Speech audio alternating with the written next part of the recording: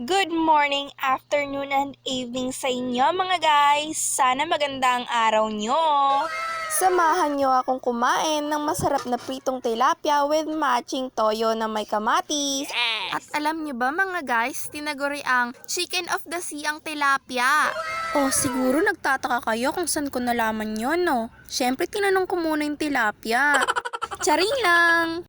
Pero alam nyo na ba mga guys na ang tilapia ay merong protein, vitamins at minerals. Meron din itong omega-3 fatty acids na mabuti para sa ating puso.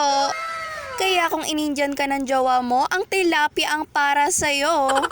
Mga guys, wag na wag yung tutularan ng batang ito sa katakawan niya ha, kasi pwede naman sa kagandahan na lang.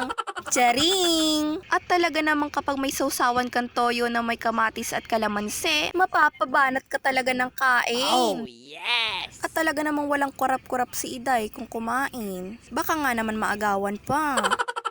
Pero ang tunay na katotohanan talaga ay titig na titig yan dun sa tilapia kay baka lumipad pa. Sabi nga, chicken of the sea, hindi ba?